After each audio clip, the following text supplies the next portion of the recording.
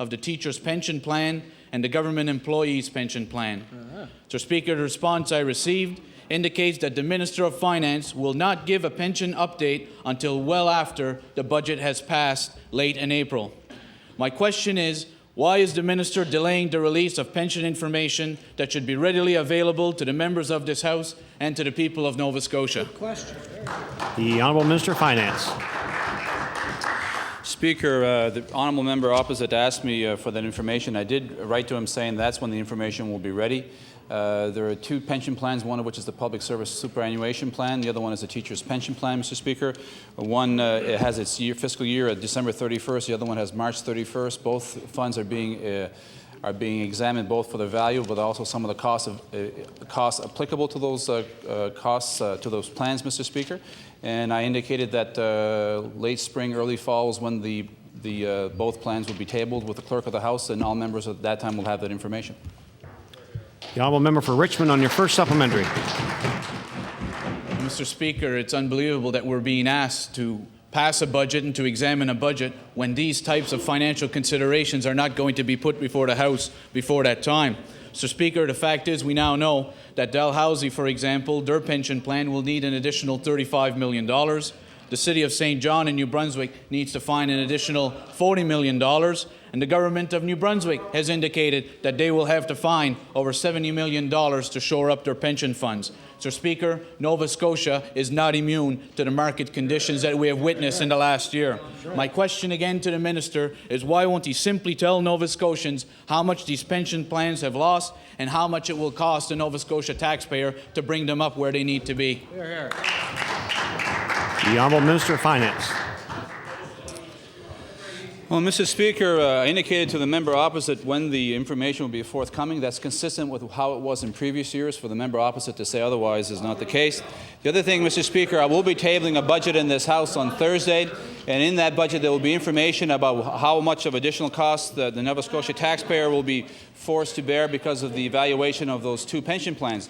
Mr. Speaker, I can't be any clearer than that. For the member to ask for information in advance of those two events, Mr. Speaker, is inappropriate. They will come forward, and the people of Nova Scotia will have the information. The Honourable Member for Richmond on your final supplementary. After the election. Mr. Speaker, keep in mind that this is the Minister of Finance that sat as a member of the Executive Council under the Buchanan government that said don't worry about the teacher's plan, don't worry about the workers' compensation unfunded liability. Everything is fine, nothing to worry about, pay no attention to those. That is what we're hearing again from this minister. Other jurisdictions have been upfront with their taxpayers and saying here is what is going to cost us and here is what is our plan to deal with that. This minister has refused to do so and says here today that he will not make that information available before the budget is delivered. My question again, Mr. Speaker, is how can this minister ask us to look at a budget and accept a budget when he will not tell Nova Scotians what type of liabilities exist in these pension funds as a result of last year's market conditions? The Honourable Minister of Finance. Mr. Speaker, I'm getting to be more and more convinced that he needs a course in listening rather than finance. Mr. Speaker, I've said very clearly that in the budget that the information will be there about how much more contributions that we'll have to book in regards to those two pension plans. I was very clear. The member opposite denied that I said that, Mr. Speaker. That is not the case. On the other side of it, Mr. Speaker, both pension plans will have their annual report tabled in this House. Mr. Speaker, the People's House. And so they will have that information. The member opposite is asserting that that will not happen. I don't know how many times I can repeat the same answer to the same question. If he answers again, the answer won't change. The people will know something that they obviously know nothing about. Now, Member Cape Breton Centre. Thank you, Mr. Speaker. Well, Mr. Speaker, the people of industrial Cape Breton are feeling battered and bruised by this government. Not only had they have to endure years of hard work and see their jobs gone and other economic infrastructure, now the people of Dominion know this all too well. The new Minister of Education, when he was first inducted, would not meet with these parents, but yet sent down his high-flying deputy minister to tell them no, there'll be no school for Dominion. Well, we all know that the federal government, the Liberals, have a lot responsibility here around the mess around the McDonald complex with subsidence. So I want to ask the acting Minister of Education What did the federal government say to you when you went to negotiate on behalf of the residents of Dominion for assistance in replacing the Dominion complex? The Acting Minister of Education. Thank you, Mr. Speaker. And Mr. Speaker, I will find that information out and get back to the honourable member. The honourable member Cape Breton Centre on your first supplementary. And Mr. Speaker, that I would just say that was a trite answer, but Mr. Speaker, that minister that just answered was the actual Minister of Education when that disaster happened, and she should have known the answer, Mr. Speaker, because you know what? On that fateful day in October 2002, had an arsonist went and burnt that school, it would be replaced today. But because of federal government mismanagement of the coal fields, no one's taken responsibility, Mr. Speaker. Last fall, when I asked the same minister about whether her department had done an assessment of all the schools in the Cape Breton coal fields, she said her department had that information. So I want to ask the minister, if your department had that information, why did you force the Cape Breton Victoria Regional School Board to do a new assessment, and why did you download the cost of them? The Acting Minister of Education. Mr. Speaker. And Mr. Speaker, the member opposite knows that the provincial government pays for those costs. Mr. Speaker, the Department of Education and the school board have done a lot of work on those schools. The new schools are built to withstand some subsidence. This particular school was not. Mr. Speaker, the important thing here is that the students are receiving a very good education, and I will get back to the honourable member with the answer to his first question. Thank you, Mr. Speaker. Cape Breton Centre on your final supplementary.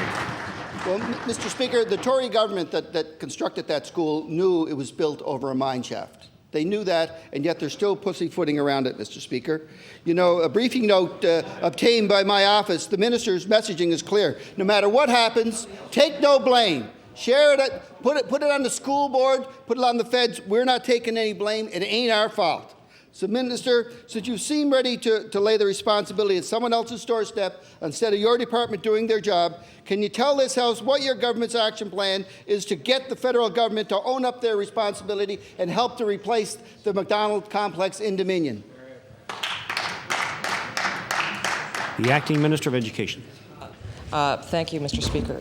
And Mr. Speaker, it is not this member who's getting up and blaming the federal government for everything. I understood that to be the member opposite. Mr. Speaker, I undertake to get back to the member about negotiations regarding the school. That being said, I repeat what I said in my previous answer, that the students from that school are receiving an excellent education, and that is the most important thing. Thank you, Mr. Speaker.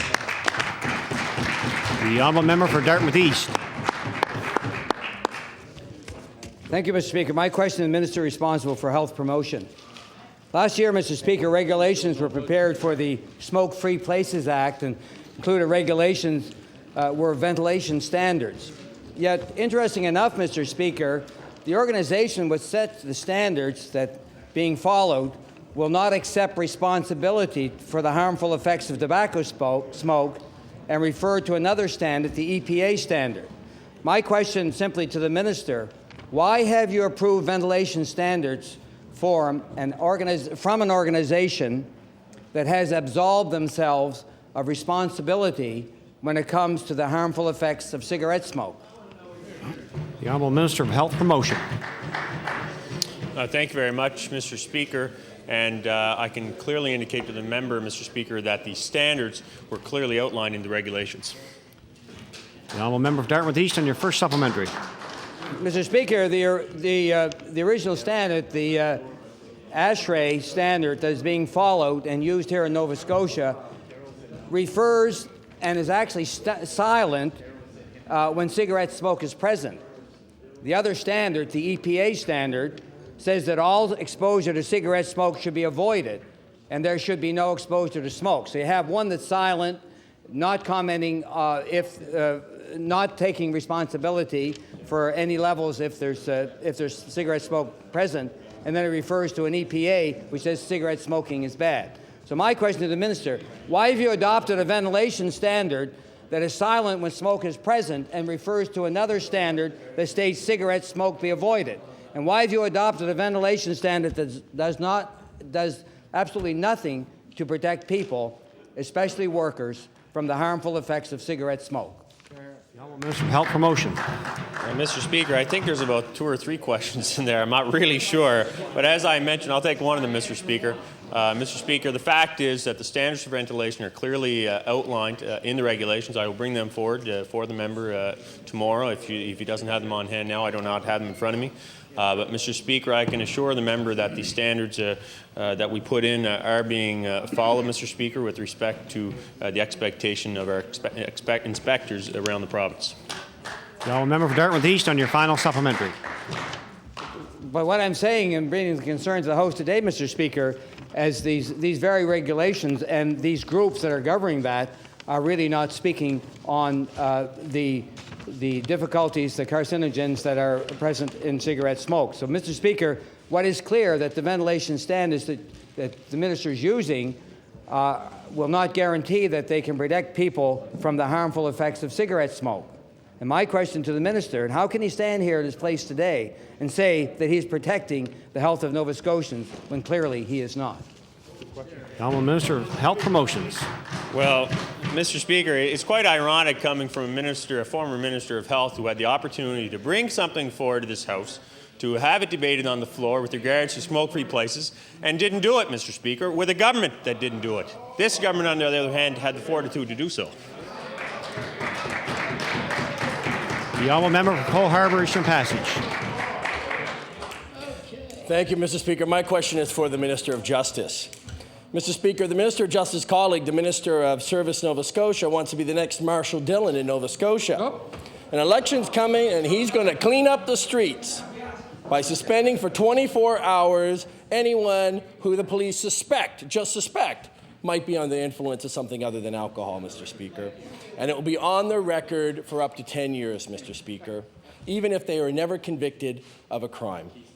No due process, no presumption of innocence. So I want to ask the Minister of Justice, is the Minister of Justice aware that there are already stringent provisions in the criminal code to deal with convictions for impairment of under the influence of alcohol or other drugs?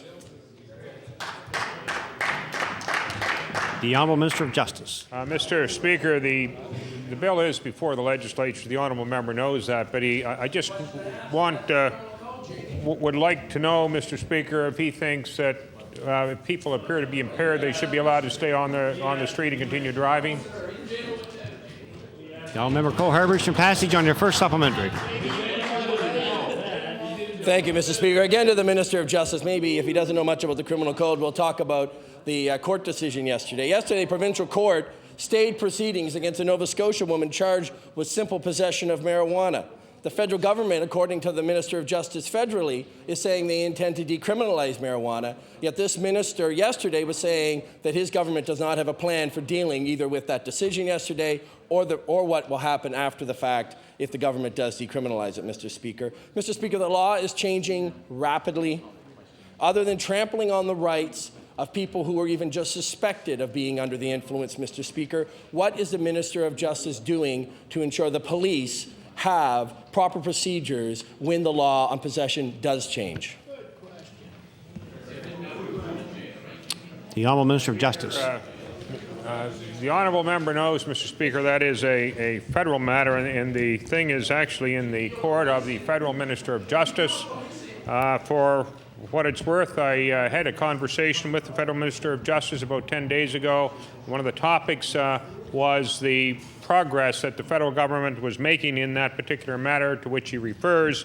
The federal department, the minister told me that they were progressing, and he expects to, I guess, come to a decision and have something in the House certainly by the summer. Honourable Member Cole Harbour Eastern Passage on your final supplementary. Thank you, Mr. Speaker. I guess we can all break out the Doritos now. Mr. Speaker, given today's insurance market, you may as well mark these drivers with a scarlet letter, Mr. Speaker. Insurance will jack up their rates enormously, and they will pay through the nose for years, Mr. Speaker. All this because of a mere suspicion. I want to ask the Minister of Justice, will the minister advise us if he believes a mere suspicion by the police is sufficient to create such financial hardship for innocent victims? The Honourable Minister of Justice. Mr. Speaker, sounds like one lawyer talking to another lawyer. The information that I have, Mr. Speaker, well, you know, lawyers like to play with that, but I think the honourable member is sadly misguided about his interpretation of that section of that proposed legislation. The honourable member for Victoria. Thank you, Mr. Speaker. Mr. Speaker, my question is for the Minister responsible for the Emergency Measures Organisation. Mr. Speaker, we are all aware of the hardships that many Nova Scotians have been experiencing over the last 48 hours. Floods have affected many areas across the province, and apparently victims will likely be able to apply for assistance. However, Mr. Speaker, people still don't have any good idea of what the criteria is for and who can apply. My question to the Minister is, will the Minister outline to the House today what the compensation criteria is for people who have suffered loss due to the recent floods? The honourable minister responsible for Emergency Measures Organisation. Thank you, Mr. Speaker. I thank the honourable member for the question. Mr. Speaker, the important issues that are facing the emergency measures people at this point in time are the protection of life in this situation. That's what the process they're going through now. As soon as they have rationalized that process, they will begin the matter of evaluation of the damages throughout Nova Scotia. And at that point in time, the information will be made available as to where Nova Scotians can register their damages and submit their claims. The honourable member for Victoria on your first supplementary. Again, Mr. Speaker, to the Minister responsible for emergency measures. Unfortunately, Mr. Speaker, some of the recent flood victims are going to be experiencing some hardships in the near future. Some people are not going to be able to fix the necessities needed to ensure that their homes are livable. Mr. Speaker, these people will need to know what this government is going to do for them now, not next year, but now. So my question to the Minister is, how long will this government take to compensate the victims of the recent flood? Will it take a week? Will it take 3 weeks? Will it take a year? Will it take 6 months? Will the Minister tell us today how long he thinks this will take? The honourable minister responsible for Emergency Measures Organisation. Thank you, Mr. Speaker. Mr. Speaker, the process is very clear in that the first part of the process is that we have to identify the costs. Those costs then have to be evaluated as to the validity of some of the costs that are being requested be compensated. Once that process is completed and we have a number, Cabinet will be asked to approve the package. The provincial government will immediately begin to reimburse those individuals who have claims as a result of the disaster, and subsequent to that, we will make our claim to the federal government for reimbursement. This process will not take a month or 2 months or 3 months. This process will kick in very quickly. Thank you, Mr. Speaker. Now, member for Victoria, on your final supplementary. Thank you, Mr. Speaker. Mr. Speaker, my final supplementary will go to the Premier. Mr. Speaker, due to the recent floods, many roads were damaged and were underwater. And just a year ago, Mr. Speaker, there was a report done outlining the many bridges across this province that were unsafe. Still, yesterday there has been an incident of a bridge that was washed away. My question to the Premier is, what assurance can you give, Mr. Premier, to the people of Nova Scotia that our bridges are safe, and what is your province going to do about them? The Honourable the Premier.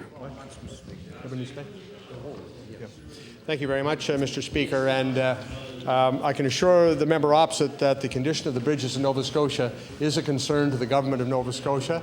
There is a process that has been undertaken to evaluate all of the bridges in Nova Scotia. We have done an inventory of the expenditures that would be required to complete the twinning of our highways, to put the 100 and 200 series highways in appropriate condition, and as well to upgrade the some 1,700 bridges in the province that require a significant amount of work. And that process is ongoing, Mr. Speaker, and I thank the member opposite for the question because it is a concern And bridges in Nova Scotia are part of our aging infrastructure and will require, over the next number of years, a very substantial investment. The honourable member Kimberley Prospect, you have about 25 seconds. 25 seconds. I have a picture to table here of a bus, a school bus, buried to the axles, 15 minutes from this house. I asked the acting Minister of Transportation, what does that say about the condition of the roads in Kimberley Prospect? The Honourable the Acting Minister of Transportation and Public Works, you have about 2 seconds. Mr. Speaker, I'm sure the honourable member is aware of the fact that it's been Order, please. Time allotted for a question period has expired. Government business, the Honourable Government House Leader. I'll give you the answer later. Mr. Speaker, I move that the adjourned debate on the address and reply to the speech to the throne be now resumed. The Honourable Member for Hants East, you have approximately 40 minutes. Thank you, Mr. Speaker. Mr. Speaker, I'm glad to be able to continue. I'd like to raise some issues in my constituency, and actually, one thing I do want to say to the members of the government is a thank you, I think, for some help that I have been able to get from the government. Since my election in 1998, there have been 3 elementary schools built in my constituency. Good member. I want to give credit actually for the first one of those to the community of Lance. That building was, the construction started in 1998, but the work of getting it, I would say, can be attributed to the efforts of the residents of Lance. Although I raised it in the House here for, I guess it was 2 or 3 months. The election was in March and the House went back in May, so that would give some idea of the short time that we would have had an opportunity to raise this issue. And I would say that that it was the efforts of the residents more so than myself that actually brought that school to get completed. New schools in Enfield and Elmsdale actually approved by the Liberal government, and I would say even though the honourable member from Clare was the minister, I think, on the announcement of the second school, which was built in Elmsdale, I think his predecessor is the Honourable Robbie Harrison, who actually made the approval for that building. And I want to thank both those ministers for whatever efforts they had. And I want to thank the Premier because he lived up to a commitment that he would build that school in Elmsdale during the '99 campaign. It had been approved, and he said he would follow through with the commitment that the Liberals made, and he did that. And I want to thank him. I know the people appreciate it. And I want to also thank the former Minister of Transportation and Public Works, the Honourable Ron Russell, for helping getting some pavement in Hants East. And I think probably the minister before him, the member from Digby Annapolis, who was the Minister of Transportation for a short while. Yes, how soon we forget. Members don't even remember that that member was Minister of Transportation after the '99 election. I had him out, bounced him over the roads of Hants East, and very quickly he went for another portfolio. But I thank him. I thank them both for help they gave me. It's appreciated. I certainly don't intend to go away on the issues of roads. The roads in Hants East are particularly bad, I have to say, certainly this time of year. And I'm amazed, I guess, at some time in particular of one road called the Bar Settlement Road that I would have thought 5 years ago that I would have been able to try to get some work done on that road, some gravel on that road, a little bit every year, so that in 5 years it might have been completed. And I have been able to accomplish almost zilch. We've gotten a little bit done, but we've come nowhere near what that road needs. And I have to say it's one of my major frustrations in this job. But certainly I appreciate, and I know the residents in my constituency appreciate the work that I have been able to get from the Tory government. There have been roads that were in very bad shape and actually that have been fixed and repaved. And my list, as I take one road off the list, I add another one to it. And I will continue, I think, to bring these roads to the attention of the minister. And I know the members in all three parties, definitely those of us who are rural MLAs, this is a major issue for our constituents.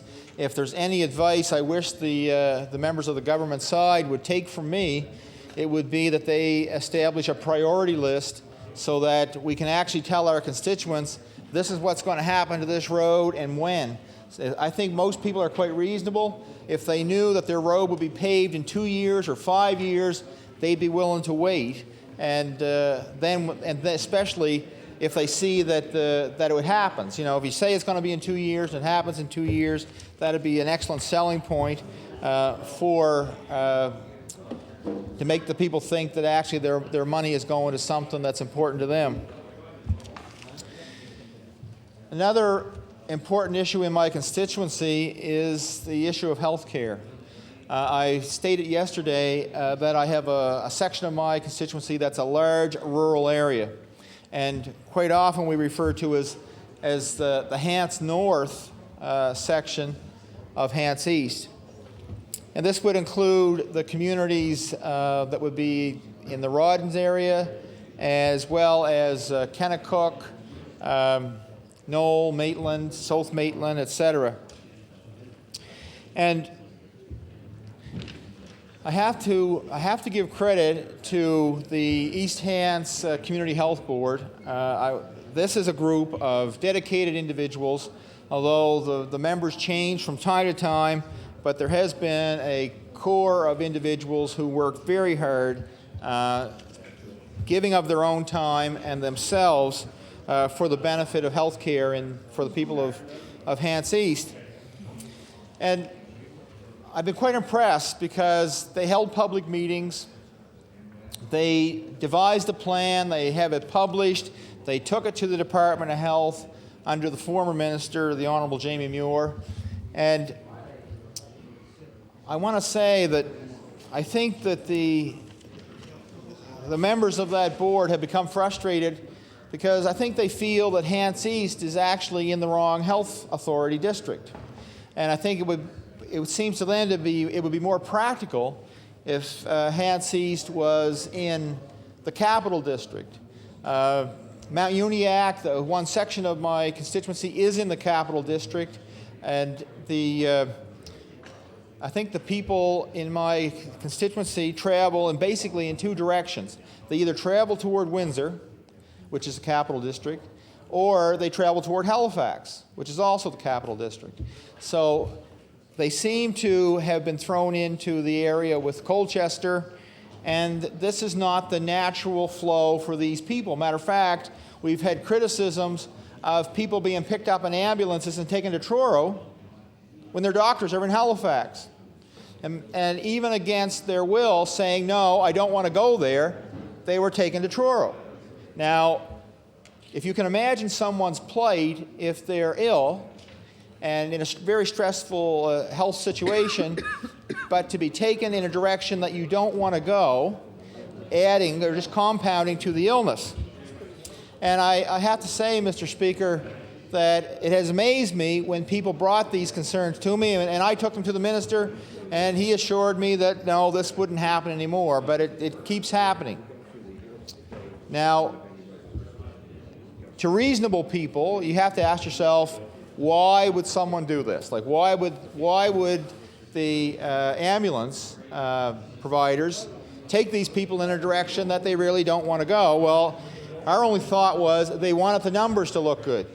If you can get, that district numbers up by hauling people from Hants East there, then you can make a proposal for whatever healthcare issues or healthcare needs you have or you aspire to, and by saying, here are our numbers. But if you inflate the numbers by taking people who really shouldn't be going there, then you're not really making a valid case. And I want to say, and I'm not going to detract from the efforts of people in other communities, but certainly it looks as though the Truro area will get a new hospital. I think the funding seems to be in place, or the plan is in place to put a new hospital in Truro. I think Tatmagouche is going to get a new hospital. And these are going to be paid for by the province. Well, the people in Hants East have been working to they'd like a multi-service center. They'd like something like the Cobequid Center. And they're being very practical. They know they can't get all that at once. But what they've come down to is a resource center.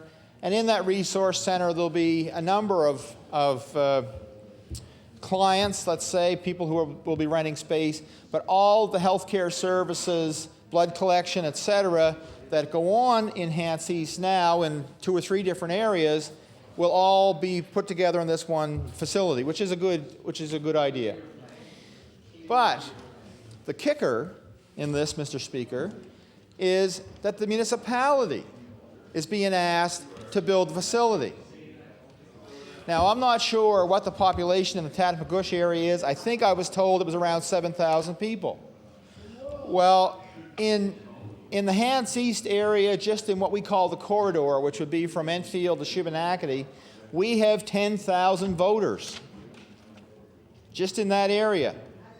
But yet, Tatmagouche is able to get a facility paid for by the taxpayers of the province of Nova Scotia, but in Hants East, it's the municipality that's paying a $5 million bill. And I think that's unfair. I think the province has a responsibility to give to my residents some funding, some level of funding, other than just renting the space. And I would say that this is particularly troublesome in the sense that I know that the Community Health Board there developed a plan when some of the other jurisdictions didn't have a plan. But yet they've been able to get facilities without a plan, and my area hasn't been able to get one even though they've had a plan for about 4 years. So this is something I'd like the government to think about, and I intend to bring this to the minister during estimates. But we heard the minister today talk about the fact that the province gives 3-year funding to the health authorities, so they know in advance, they can plan.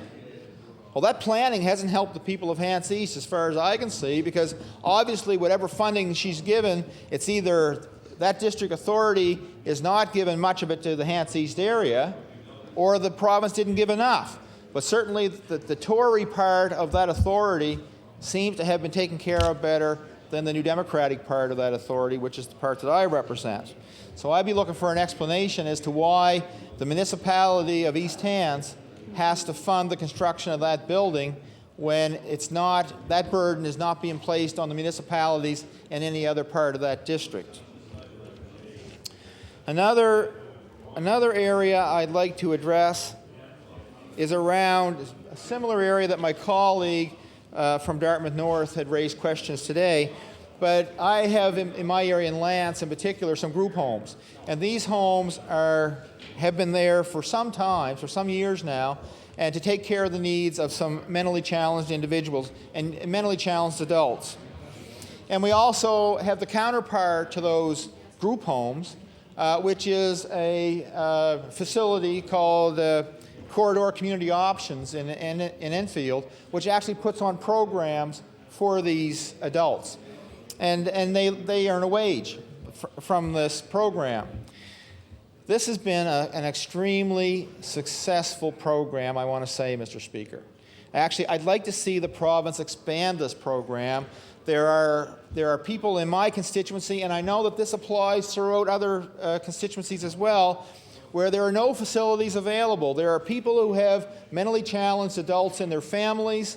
The parents are becoming elderly. It's becoming a challenge for them to take care of their child as they become an adult, and there are still not enough facilities for them to feel assured that this child will have some place to go when they pass on. I'd like to see the Department of Community Services actually start to fund this even at a greater level, and the people who run the group homes in Lance, I didn't realize till recently, there's a difference in the approach that the department takes in these facilities, because the people who operate the corridor community options, they have a pension plan through the department. But the people who run the group homes don't. And I'm quite surprised that I think people who are doing similar work under the Department of Community Services are treated quite differently. And actually, the group homes have not had a budget approved. The last budget approved for the group homes was 1993-94. Now we're almost up to 10 years since they actually had a budget they could rely on, that they actually knew what they were doing. Then for those people running the Lance group home, they need a new van. That's how they get the people to the corridor community options in Enfield. They transport them in the van they have. Their van is not going to pass inspection, number one, and plus all the issues around insurance. But yet they have no funding in order to replace the van. I mean, that would seem like, well, maybe it seems like a lot to the government, but it's going to seriously impact their ability to carry out programs for these individuals. And I'd like to see the Minister of Community Services come up with some type of reasonable funding that they can plan year to year, because actually they've been running deficits. And the province has been kicking in money to take care of those deficits on occasion, like once a year or whatever, to carry them through the next year. But there's been no long-term planning in terms of funding or budgeting for these groups, and they've been around long enough, they actually should be able to make a fairly good prediction about the funding. And that's for those who are established now. That's not considering the extra capacity that's not being met by the government, that actually those people who are out there who should be in these facilities, and we don't have the facilities to place them in. And I'll get to the Minister of Community Services on that issue at some other point. But the other issue I would like to see the province approach, and that's in relation to the Native community in my constituency. The Indian Brook Reserve is in my constituency. I want the members to know that some of the finest people that I represent are there. These are people who have aspirations and hopes for their children. They have plans and dreams, and they really want to see their children succeed. And that's no different than the people I know in any other community. But I'm always amazed at how we go out of our way to make their lives difficult. Whether it's in their access to resources, the harvesting of trees in this province, something that will invite a foreign company in, and will give them millions of acres to use, and we can't give a few acres to people who were here before we got here. The thinking, to me, is totally wrong, and that these are people who actually should have access to resources so they can generate wealth in their community and get off that wheel of dependence. And if anybody thinks that they enjoy that or appreciate that, they are wrong. They haven't spent much time talking to people in the Native community in Nova Scotia. Mr. Speaker,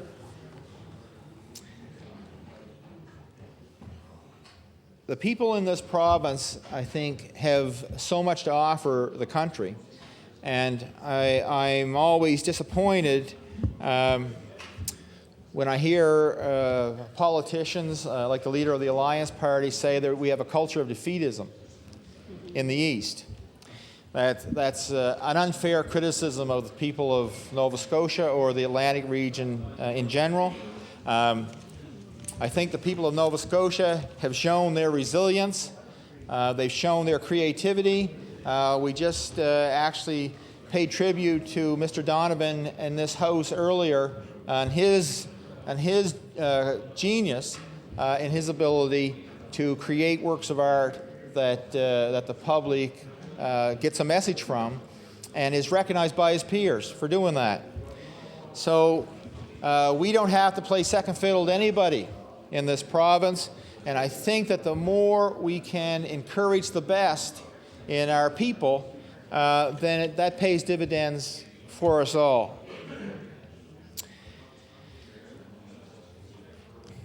There's one other, I think, serious issue I'd like to see addressed by the government in my constituency, and that is around the issue of a moratorium on nursing home licenses. We have people in my area who are perfectly willing to build nursing homes. There are people in my area who want to stay. There are seniors in my area who know they're going to need nursing home care. They don't want to leave their communities. They'd like to have a facility there. And this moratorium on licenses has caused real problems in my constituency. I can think of actually in my village of Enfield, Serenity Lodge home care was built. It has 4 apartments. It was built by a family, in particular to house their mother, whose health was failing, and they've taken 3 other seniors in as well. But they were told some years ago that there was a moratorium. It would stay on for 2 years. We're well past the 2-year stage. Nothing has been done to address their concerns as to answer why there still is a moratorium and why the province isn't willing to apply some funding to help them provide the care that they want to provide for the people in this nursing home. So this is an issue I'd like to see the province deal with in my area. Practically all the seniors who need nursing care in Hants East have to leave. They have to go to Musquodoboit Harbour, they go to Windsor, they go to Halifax, they go somewhere, but there's precious few of them can stay in their communities, and this is important to them because they want to stay, handy their families and handy their friends, and I would think that in those later years in your life when you know you need care, it'd be nice to at least have a few options in the community that you've become accustomed to. I started out by mentioning the Hants North area of my constituency, and when I think about the corridor area, there is fairly ample medical service. But if you live in the Rawdons or Kennecook or Maitland or wherever, the issue is quite different. And the 3 areas are represented by 3 separate community clinics. There's the Rawdon Hills Health Center, the Hants North Medical Center in Knoll, and the Kennecook Clinic in Kennecook. And these have all come under a single umbrella, which is the Hants North Area Health Cooperative. Now, this cooperative has actually made it possible for those clinics to attain doctors. And sometimes I think from the experience I've had is that the Department of Health almost seems to hinder the ability of a community to get a doctor. Matter of fact, we've had communities have found a doctor and couldn't seem to get the Department of Health to even approve the hiring of the doctor. I mean, the Department of Health didn't find them. Matter of fact, I'm not sure the Department of Health has found any doctors in my community.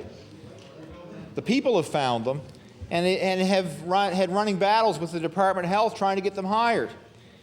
We're to the stage, or soon will be, at a stage where I think they're going to hire a nurse practitioner, and we're all looking forward to the positive possibilities that will mean for those communities.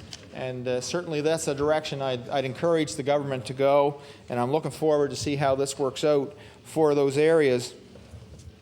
But I think the important thing is that we have had people there who have really given of themselves to try to fulfill the needs of health care for those communities, and they're doing a good job, but they really could use some support from their government, and that's the message I want to take to the government today. Mr. Speaker, I do want the members to know, and I think the people of Hants East to know, that I have considered it a real privilege and an honor to represent them, and certainly it's It's my intention to try to do that in the future. But they are a people, I think, who are quite reasonable, and what they ask for of their government are not things that are outlandish. They're quite sensible, and they're quite pragmatic in their approach to what government can do for them. And I've had some good support from my association and the people of Hants East generally, and certainly from my family. It would be, when we see any one of us sitting here, what we don't see are all the people around them who make it possible for us to keep doing this. And nobody can do this alone or without support. So to all those people and my family in particular, I say thank you. And to my colleagues, this has been a real education, and I've come to appreciate the talents of the people around me, I have to say. A better group, I don't know that it exists, but I'm sure people have said that in the past, and there's a revolving door in this place, and there always seems to be good people showing up. I don't necessarily aspire to be here as long as the member from Cape Breton Nova, but I'm sure that I'll have a vote of common sense at some point and know when it's time to leave. But to all members, I say thank you. I've appreciated the help, and I've enjoyed the chance to get to know everyone here. So with that, Mr. Speaker, I'll take my place. Thank you. Thank you. The honourable member for Clare. Thank you, Mr. Speaker.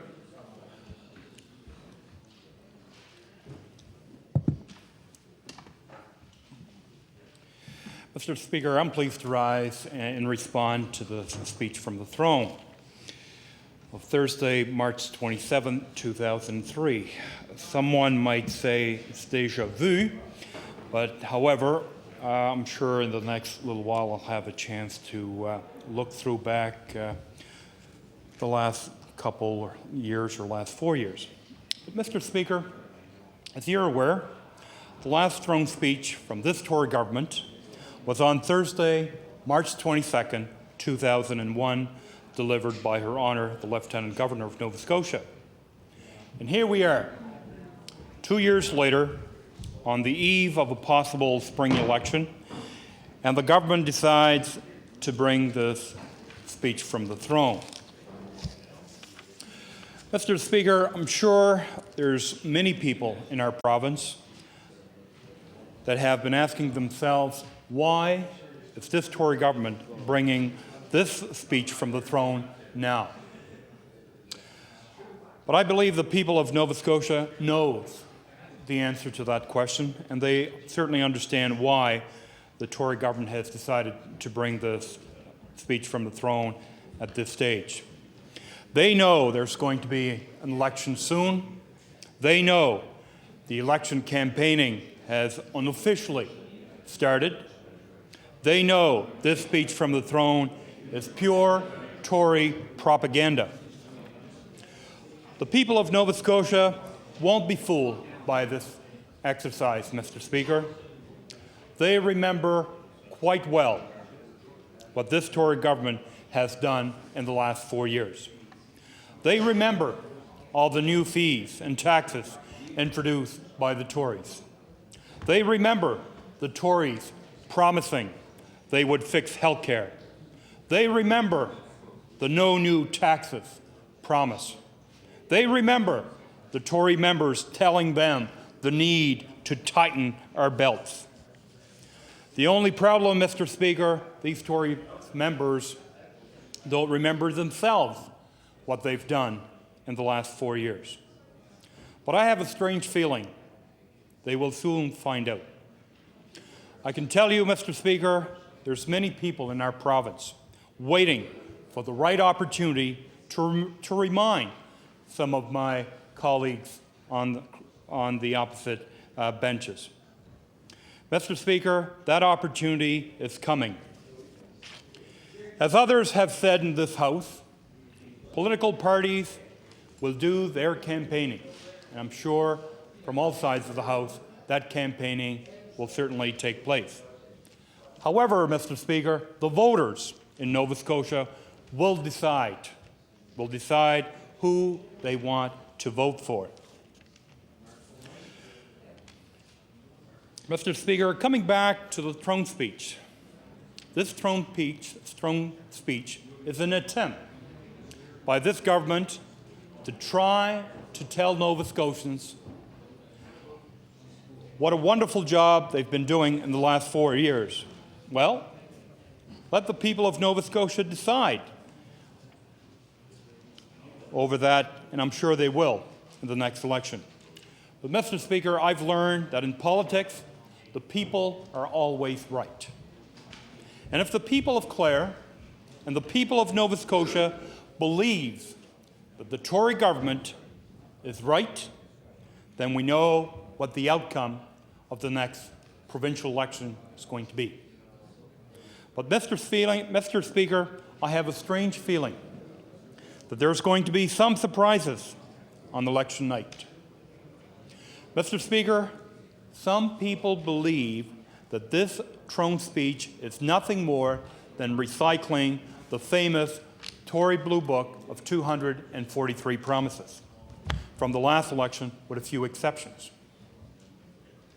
The Tories are re-promising the commitments that they've made to Nova Scotians that they've ignored for 4 years.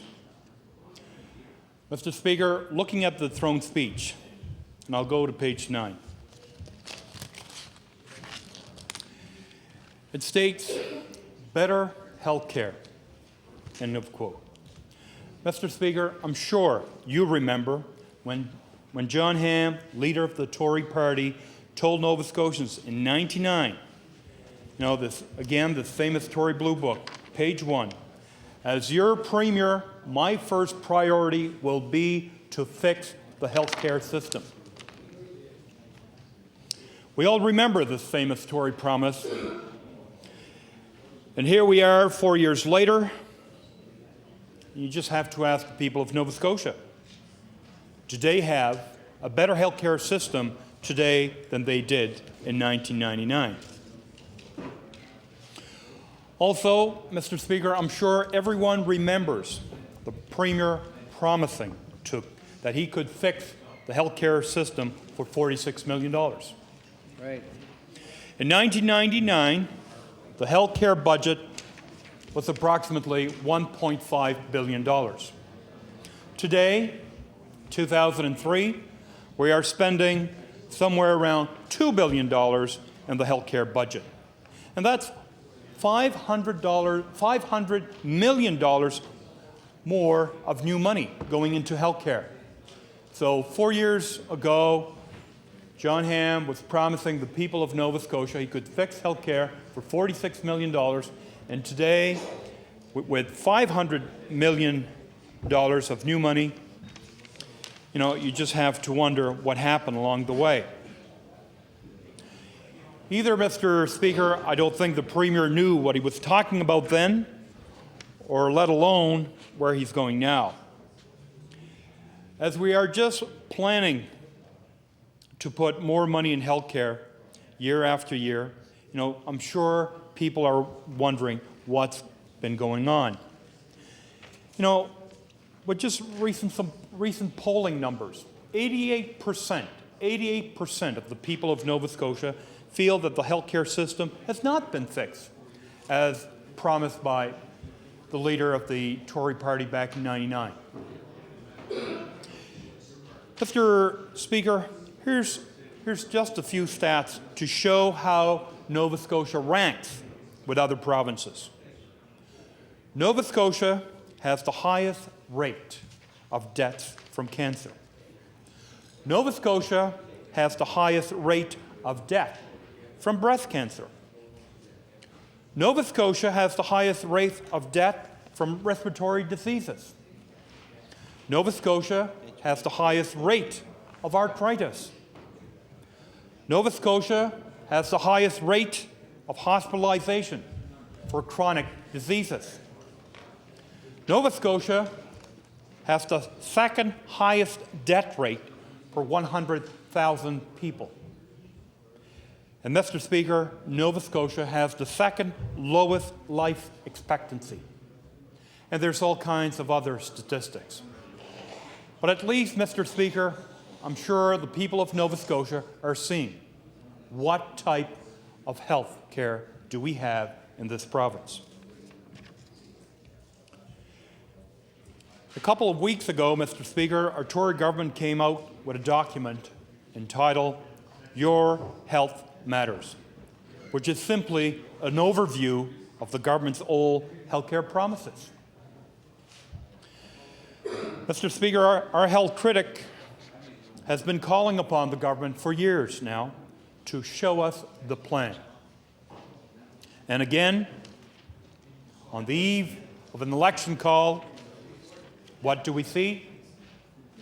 The Tory government desperately trying to put something together at the last minute, calling it a plan. You know, the obvious question, Mr. Speaker, will this plan, will it help any Nova Scotian to be healthier? Will it save lives? Then, Mr.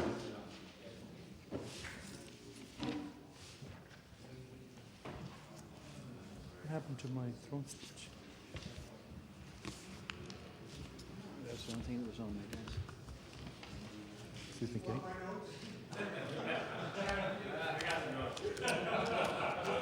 Mr. Speaker, looking at the throne speech on page 10,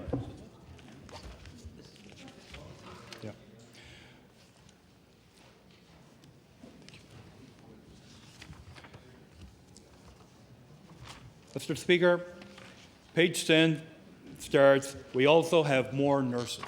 Well, let's look at the numbers of registered nurses in our province. Mr. Speaker, in 1999, we had 9,638 nurses. 9,638 nurses. In 2000, we had 9,620, going down. In 2001, we had 9,515, still going down. Then last year in 2002, we dropped down to 8,285. This year, we have slightly gone up to 8,431. Mr. Speaker, we have 1,199 fewer nurses registered this year than we had in 1999. That's 1,199 nurses less than we had 4 years ago. Mr. Speaker, I believe there's an explanation to why we have 1,199 fewer nurses in Nova Scotia. But before I explain why, does anyone remember seeing in the Tory Blue Book on page 9,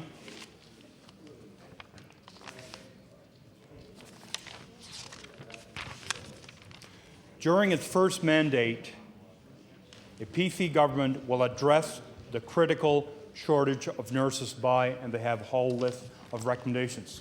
I just hope that they were working, Mr. Speaker.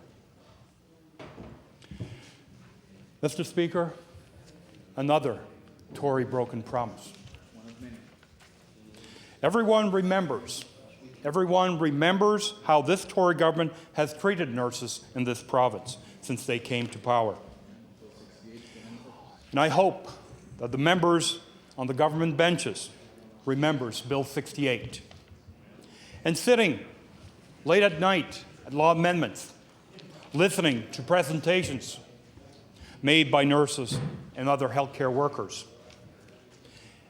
So today, where we have 1,199 nurses less, is it any wonder why we have fewer nurses? Mr. Speaker, it's a shame what this Tory government did to nurses in our province. But I can tell you, Mr. Speaker, don't expect nurses and their families to forget Bill 68. I can tell you, Mr. Speaker, speaking with nurses at home, they are waiting. They're waiting for the Tory candidates to knock on their doors this time around.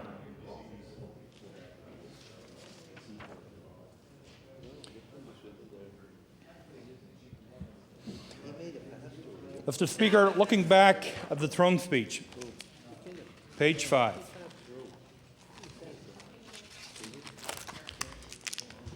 When every Nova Scotian has access to a family doctor, all I can say, I wish. Mr. Speaker, I remember getting a call from an older gentleman from the Weymouth area last year, telling me that he had spent some time in the hospital here in Halifax, and before he was discharged, the specialist had gone to see him and asked who his family doctor was. The specialist, of course, wanted to send his medical reports to his family doctor. The man told the specialist that he didn't have a family doctor. And then the specialist asked this man, "Why don't you have a family doctor?" This older man started crying and told the specialist that he couldn't find a family doctor. Mr. Speaker, there are still many communities throughout Nova Scotia that are looking for doctors and specialists. And there's many stories like this one that I just told you about this individual from the Weymouth area. Mr. Speaker, I hope that someday that every Nova Scotian will have access to a family doctor. Mr. Speaker, looking at page 9 of the throne speech,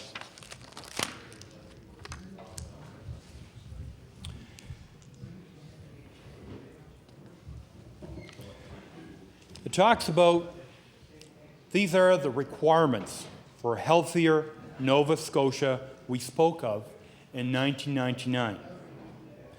These are the measures we have been working hard to put in place, end of quote.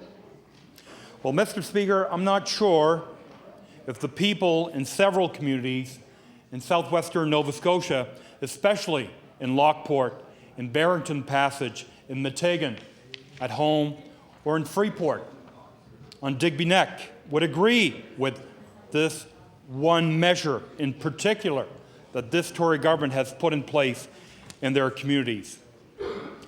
Mr. Speaker, you may ask, what's this measure? What am I talking about? Well, Mr. Speaker, as of May 1st, 2002, every time someone goes to these 4 satellite blood clinics in these communities, they have to pay $7 every time they go for blood work at these blood clinics. More user fees. Mr. Speaker, some of these individuals don't have a choice to have blood work done at home in their communities.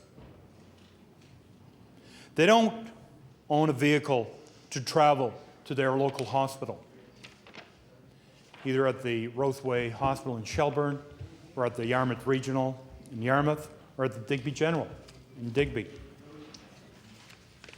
Plus, there's no public transportation or bus service in these rural communities.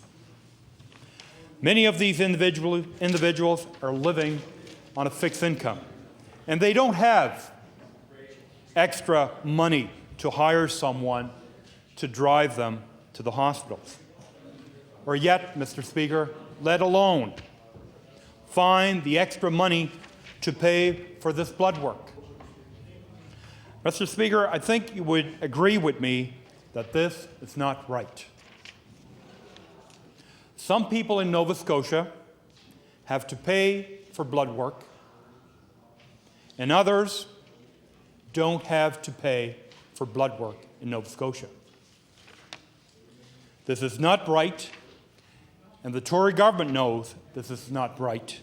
But yet, they're the ones which allow this to go on. Mr. Speaker, this decision has had some impact, especially on less fortunate in my area.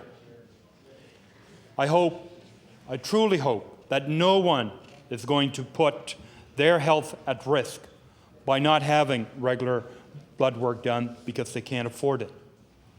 I want to share with you one call in particular that I received over this issue.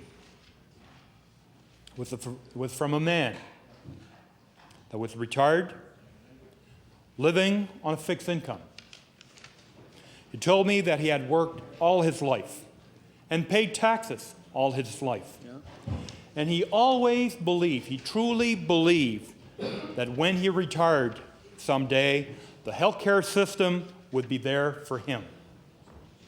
Mr. Speaker, this man is very upset towards this new policy, towards this new measure.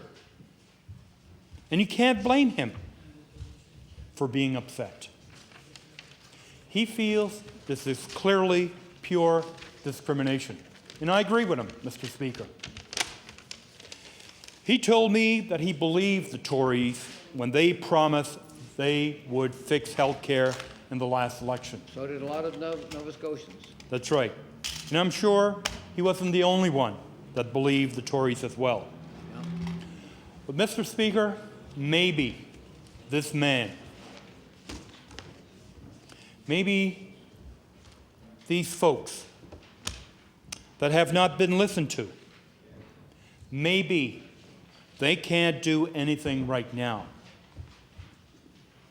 But with an election coming, I'm sure they will have a say, Mr. Speaker. Mr. Speaker, in politics, I've learned you always have to go back and knock on those very same doors to see those voters who voted for you the first time around. Mr. Speaker, as you're aware, getting re-elected sometimes is harder the second time around. Mr. Speaker, this new measure is not right, and the government knows it's not right, and yet they're letting this to go on.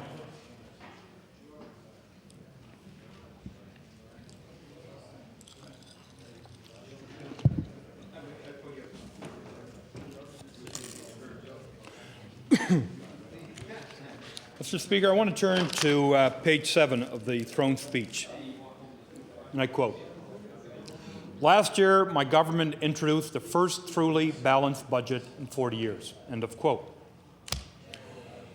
Mr. Speaker, I'm sure that you've been asked, and probably more than once, as other members in this House, on both sides of the House, have been asked by their constituents, just like I have.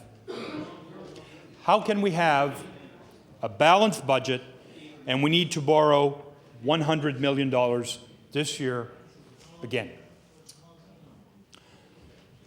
Mr. Speaker, try to run your household like that and you'll understand why people don't believe you. I want to go back to the Chronicle Herald on June 26, 1999. When John Hamm, the leader of the Tory party, was asked, and I quote, "Will you ensure that the provincial debt does not go up during your term?"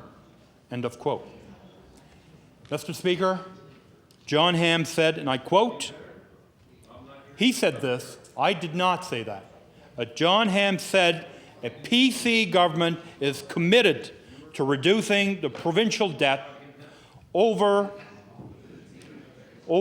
our first 4-year mandate. We will ensure the debt, that being the true debt, that includes all on-book and off-book borrowing, will not increase." End of quote. That's what John Hamm said back then, but now it doesn't matter, I guess. Well, Mr. Speaker, let's look at the facts. Let's look at the facts. In the year 2000, 2001, the actual increase on the debt was $117 million.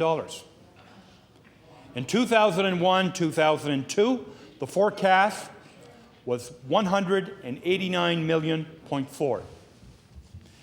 In 2002-2003, the estimate was 100 million.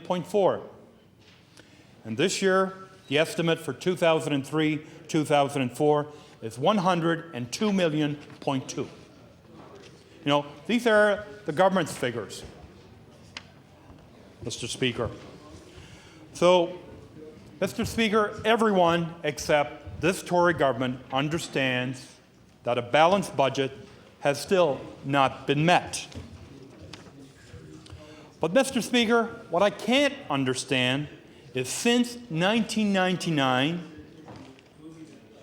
till a few months ago, the Tories have been telling Nova Scotians we need to tighten our belts. How many times have you seen, members on the front benches telling people around this province, we need to tighten our belts. The government can't afford that. But, Mr. Speaker, in the last several months, the Tory government has been on a spending spree. And I'm sure that's going to continue until the election is over. We've seen that, time and time again.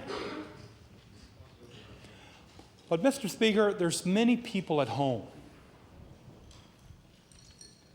that have been asking me, and I'm sure they've been asking you, where has the Tory government found all this money all of a sudden? Mr. Speaker, I can tell you that these post-dated checks and further commitments, the people of Nova Scotia will not be fooled by all these Tory announcements that they have made so far, and more to come, of course, to try to buy their votes going into the next election. Mr. Speaker, the next election campaign has not officially been called out. But everyone expects the election call to come soon. The government can't continue, spending money.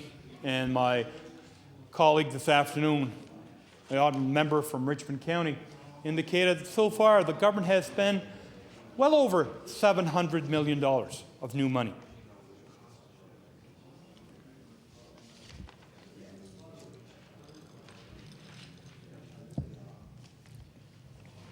Mr. Speaker, I can tell you that many people, not just at home in Clare, but right across this province, believe that the election campaign has already started with all these Tory announcements and more to come. Mr. Speaker, since this Tory government came to office, our debt continues to grow, as I've pointed out earlier. Since they've been in office, they have added well over $500 million to our provincial debt. Mr. Speaker, over $500 million. And again, as I pointed out earlier, when John Hamm was asked back in '99, June 26, 1999, will you ensure that the provincial debt does not go up during your term? John Hamm said that he would not increase our provincial debt. Well, double talk, flip-flop, what has gone on here, Mr. Speaker?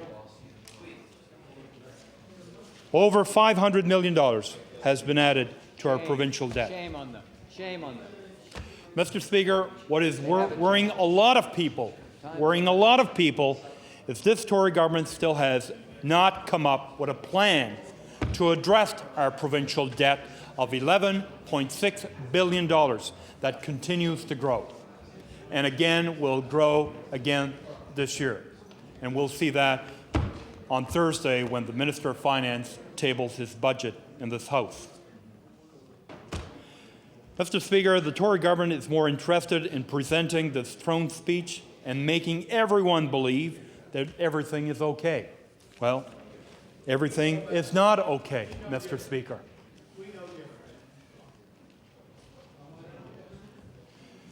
Mr. Speaker, let's stop and look at the public education system for a minute. Mr. Speaker, among the Tories' 243 promises in '99, they promised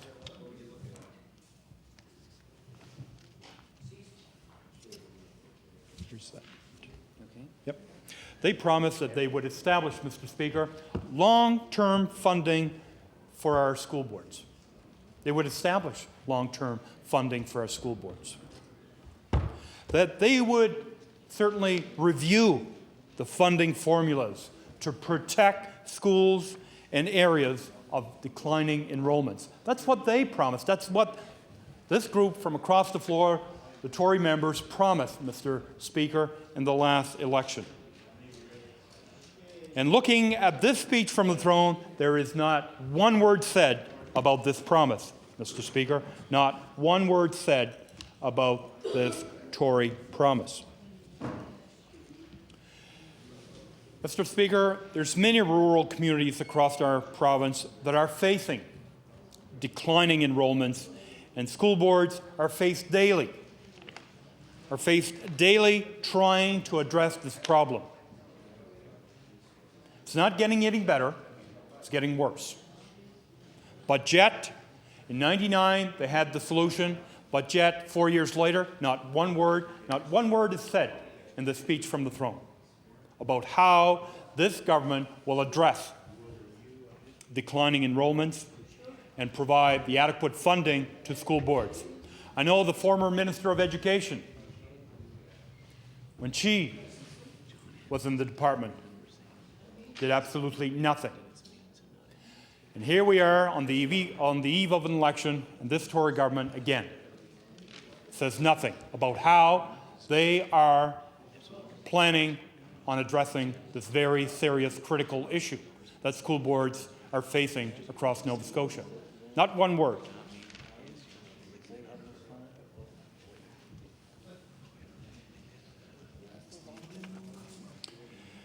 Mr. Speaker, the last report of the Education Funding Review Work Group was in April '99.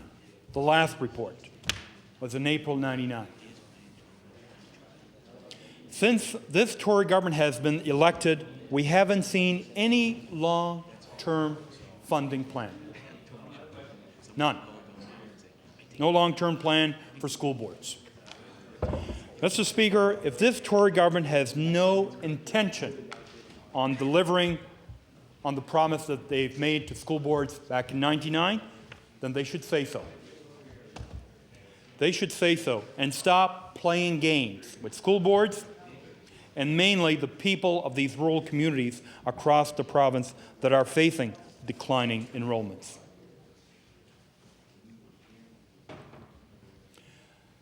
Mr. Speaker, let's look at post-secondary education. Again, Mr. Speaker, looking through the speech from the throne, I failed to see anything that supported another Tory promise. Page 26.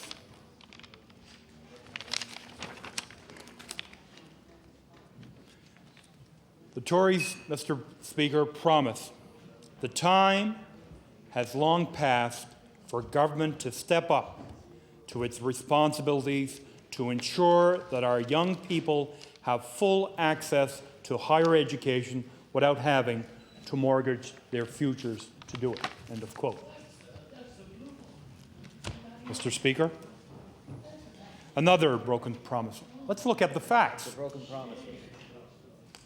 Let's look at the facts. Mr. Speaker, Nova Scotia has the highest tuition in Canada. And that has been reported here time and time again by members on this side of the House. The Nova Scotia government provides the lowest funding to universities in Canada. That's another fact. It's not something that members on the opposition benches have come up with. Those are the facts. The Nova Scotia government provides the lowest funding to universities in Canada. Mr. Speaker, the Tory government 2 years ago cut $10 million out of the loan remission program. Nova Scotia is the only province in Canada without a loan remission program. And we heard time and time again in this House by the Premier, by the Minister of Education, that this government would be reinstating a loan remission program. Well, last Wednesday, the Tory government announced a new $5.1 million student debt reduction program for students beginning August 1st, 2003. You really have to wonder and question, the timing of this announcement. Where have they been all along? The opposition have said time and time again, Nova Scotia is the only province without a loan remission program. We used to have $10 million in a program to help post-secondary students. Then this Tory government decided, because of the Millennium Scholarships that the federal government introduced back in 1999, that they would cut the $10 million out of the loan remission program and leaving our students with no program. So again, on the eve of an election, it's time to make an announcement. $5.1 million for student debt reduction program. It's not $10 million to reinstate the program that was there before. And Mr. Speaker, as you're aware, our education critic has been calling upon the government for years now to reinstate that program. But yet, to no avail, on the eve of an election, the Tory government decides it's time. 5.1 million, not 10 million, $5.1 million. But what's really, really interesting about this program is this program is for students that will be beginning their post-secondary education August 1st, 2003. So the obvious questions that I've been asked, and I'm sure members from across the floor on the government benches have been asked those very same questions. What about the students in the last 2 years attending universities? What do we say to them? Tough luck? You don't count? Try again?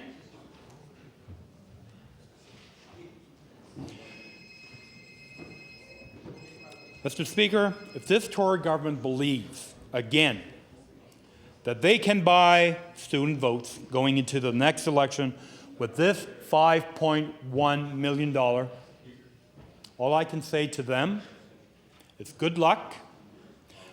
Our students are waiting for you, Tories, to knock on their doors as well and ask for their support. Right on. We're going to dance around that one.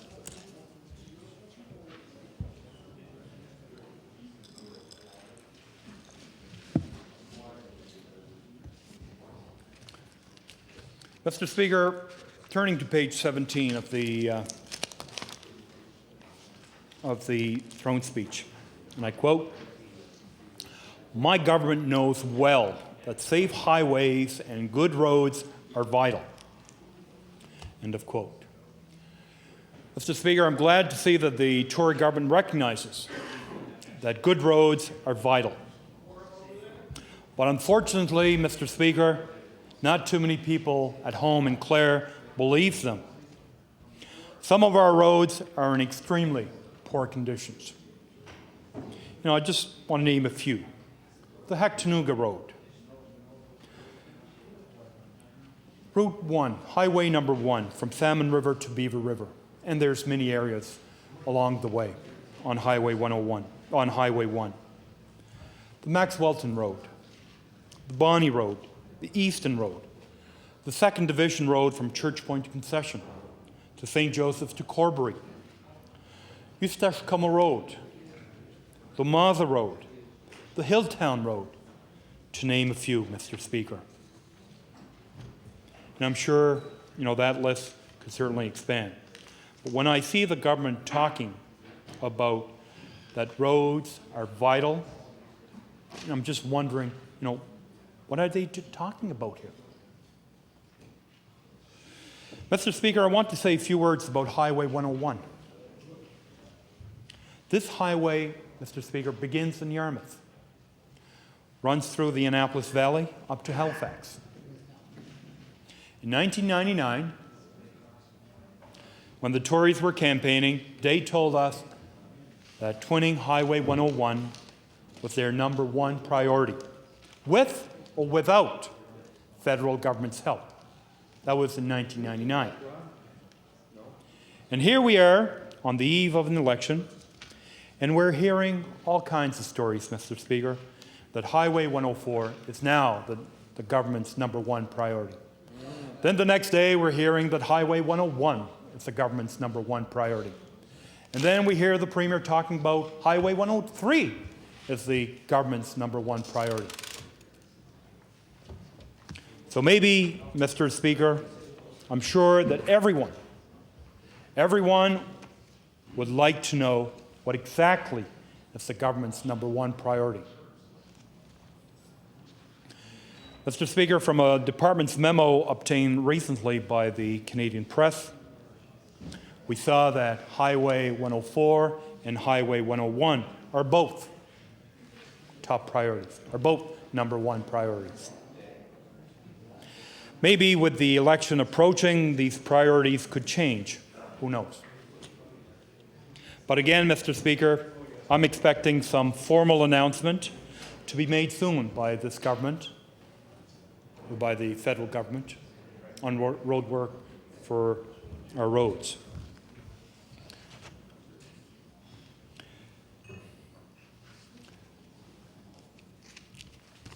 Mr. Speaker, looking at page 16 of the throne speech, I was glad to see that small business is the backbone of the Nova Scotia economy. That's what it states in their throne speech. Mr. Speaker, I fully agree with the statement, and I'm sure many of my colleagues on both sides of the House agrees that small business is the backbone of our Nova Scotia economy. Mr. Speaker, in Clare alone, we have more than 600 small businesses. But, Mr. Speaker, this Tory government has done absolutely nothing for small businesses in Nova Scotia in the last 4 years. On a regular basis, and I'm sure all members of this House, receives calls from this sector of our economy looking for assistance. But for the last 4 years, there hasn't been any support by our provincial government to the small business sector. So, Mr. Speaker, as I'm concluding my remarks today, you really have to ask yourself, looking at the throne speech that was delivered last week, exactly what is this Tory government trying to accomplish with the throne speech? Some people have said, this is just recycling the 243 promises that the Tories made back in 1999. We could go on and on and on talking about broken Tory promises. But I'm sure we'll have an opportunity, especially if this spring session continues, to bring this to the attention of the Premier and to members of his front benches, of what they promised the people of Nova Scotia that they would do in their first mandate. Mr. Speaker, in closing, this throne speech is nothing more. It's nothing more than Tory propaganda. Hear, hear. And I'm sure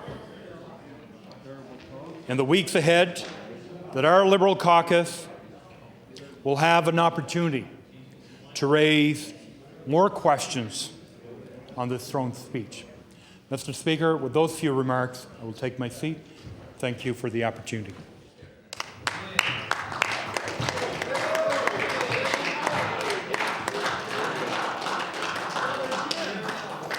The member for Pictou East.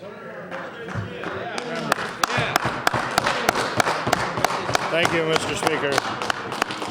Thank you.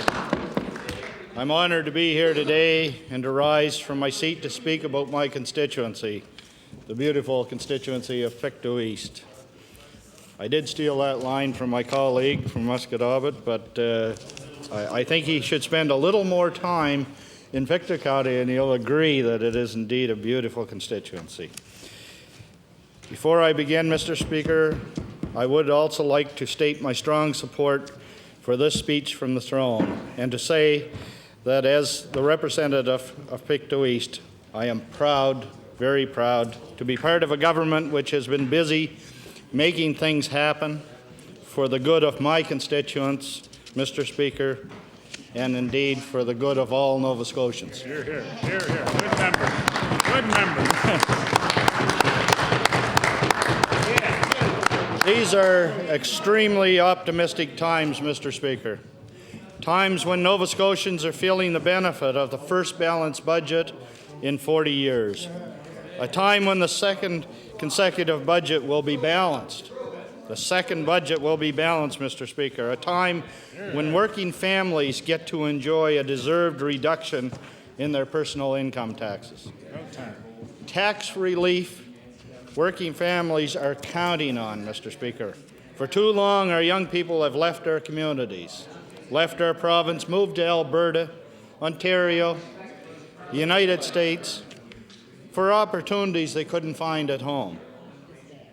This is the sad reality of the situation the way it was. And Mr. Speaker, it's been a hard, sad fact for Nova Scotia families. But now, this cycle has been broken. We now have more people working in this province than ever before in the history of this province. 26,000 new jobs in Nova Scotia. New jobs since 1999. This is the right time to be optimistic about our economic growth, and optimistic about health care too. Nova Scotia now has the second highest doctor-to-patient ratio in Canada. There are 250 more nurses working at patients' bedsides, 250 more. Nurse practitioners are now serving 8 rural communities in this province. There is more diagnostic machinery in our hospitals. And Mr. Speaker, there are more nursing graduates staying at home here in Nova Scotia. You see, Mr. Speaker, as you'll understand, this government has kept its promise. And because it is sound plan followed by sound action, and there's more action to come.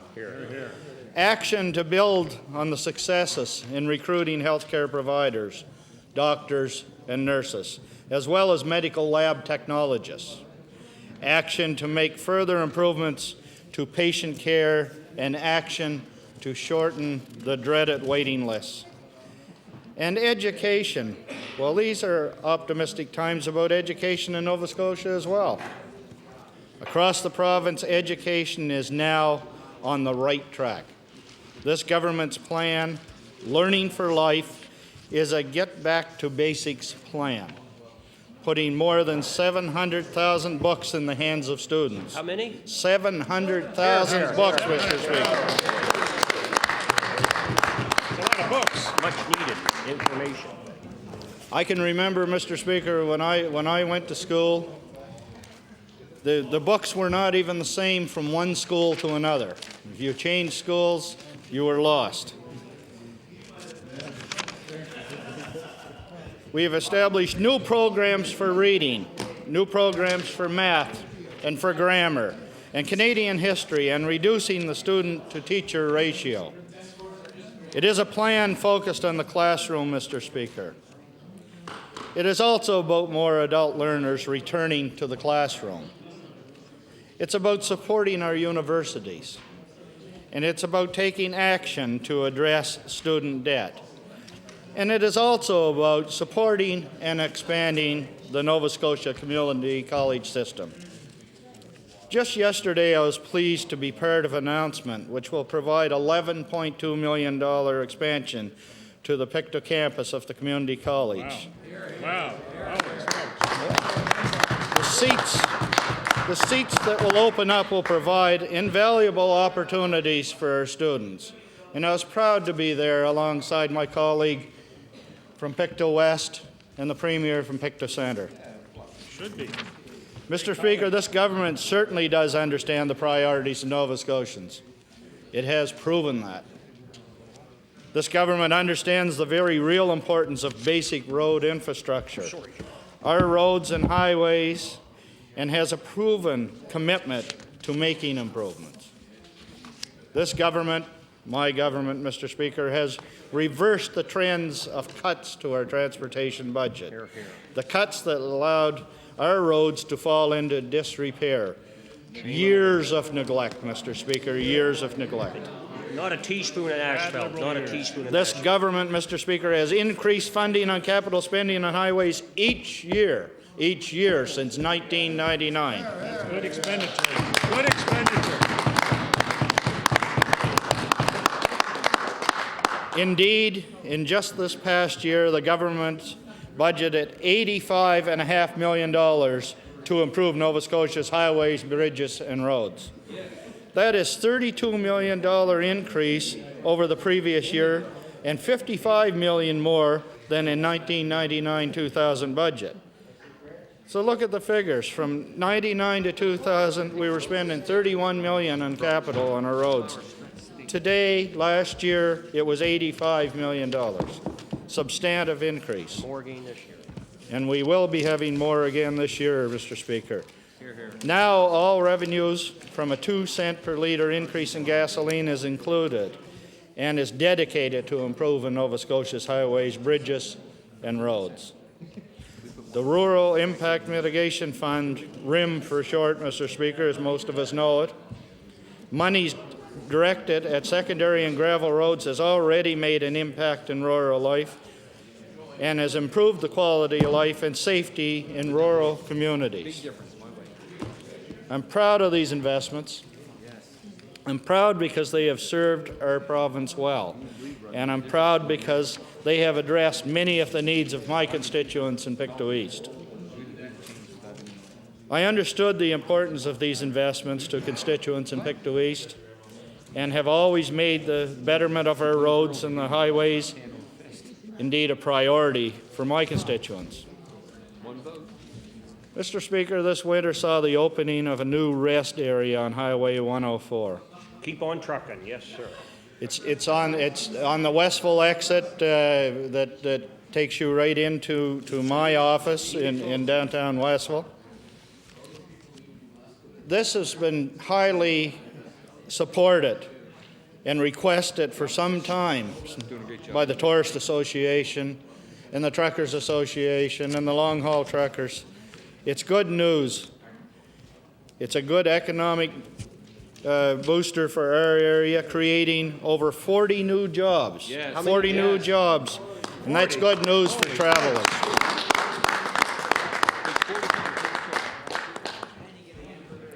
And the improvements have already been made on Highway 104, and now, with plans to twin Highway 104, well, life's just going to get better in Pictou East. Because better under the Tories.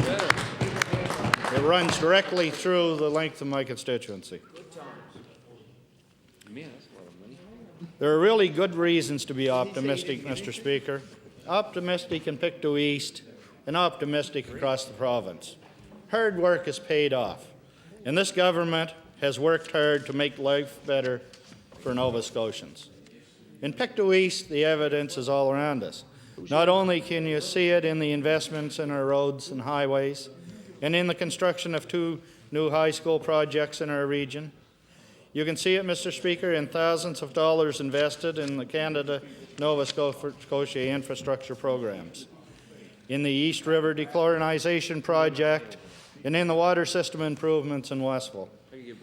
You can see it in the investments to help with upgrades and renovations to the Ivor McDonald Memorial Arena. I worked closely with the arena's 2002 Replacement Repair Committee, Mr. Speaker. Continued to bring attention to this important facility, and I'm very satisfied now that the rink can continue to flourish as a center of the community activity in many years to come, just as it has indeed in the past. Members of the committee must be commended for their success as they continue to raise much needed funding for this worthy project. Students, Mr. Speaker, young hockey players come first, Andy Kanish, to use that arena. You know, Mr. Speaker, fire halls are often the center of much community activity as well.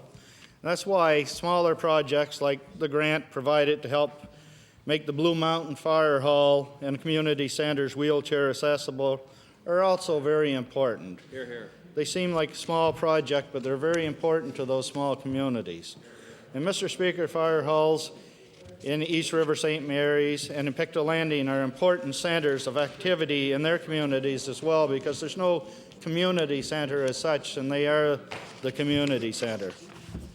That's why I was pleased to present each of the departments with funds to help enhance their halls for community events and do much needed repairs. The events which contribute to the quality of life and further the local economy.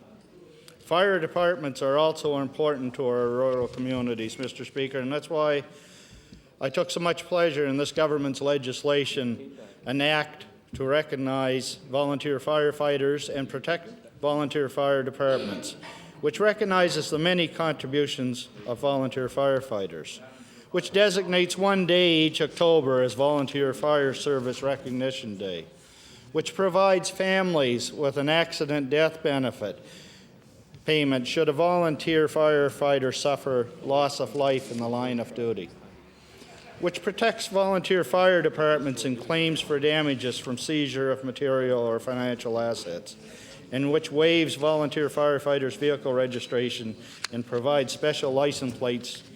Mr. Speaker, volunteer firefighters deserve this show of respect, and I'm very pleased that we were able to do that.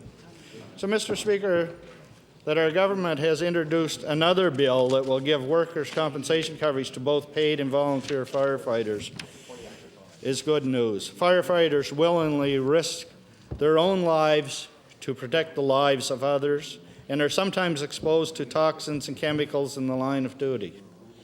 Our government, Mr. Speaker, wants to ensure that our firefighters have the best possible insurance and health coverage available and that their families are taken care of. I am proud to be part of this government's action on behalf of the firefighters. Volunteers were included. Mr. Speaker, there are so many dedicated, worthy people in Pictou East. People like Everett Burdew of Merry-Gamish and Joanne Cumminger of Plymouth, who were awarded the Golden Jubilee Medals of Queen Elizabeth II for their contribution to their community.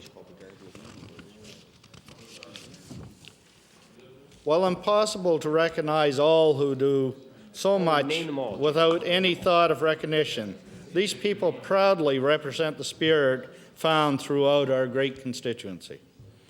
I am very proud to represent Pictou East, Mr. Speaker. I'm very proud to be part of a government which has served them so well.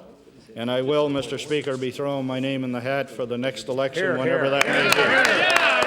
And the next member.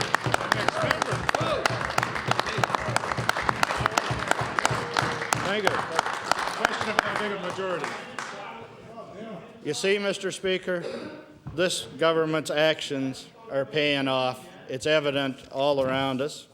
Now, Mr. Speaker, it's my privilege to support the motion moving the address in reply for the speech for the throne.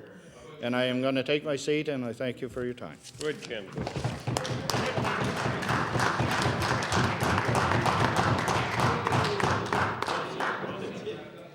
The member for Timberley Prospect. Thank you, Mr. Speaker, and it's a pleasure to see you in the chair again, and I again look forward to making a few comments on behalf of the growing constituency of Timberley Prospect. You know, Mr. Speaker, I got to be fair. We're always accused of being so negative and so critical, so many things that we constantly have to put up with. A growing constituency, however, has concerns, Mr. Speaker, and I'm going to take this opportunity to bring a few of them to your attention today. I want you to know this, Mr. Speaker, that the most important concern that we have is Sir John A. Macdonald High School. Over the last couple of months, the school of no fixed address is finally home in Ubly. But that's the first stage, Mr. Speaker. And I want members opposite, and I want the MLA from Chester St. Margaret's in particular to note that on Monday of next week, we have been invited to an important meeting with the School Advisory Council of that high school. They are back in a clean, improved, environmentally sound school, and my compliments and my hats off to the previous Minister of Education for making that commitment. However,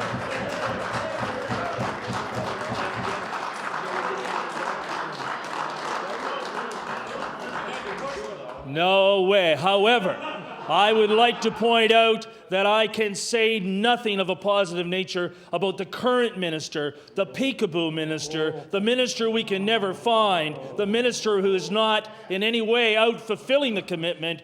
We want to know in our growing community, when will the tender be called? When will the improvements be made? When will we be given the assurances that in a growing community, we will not have 3 portables in back of the school?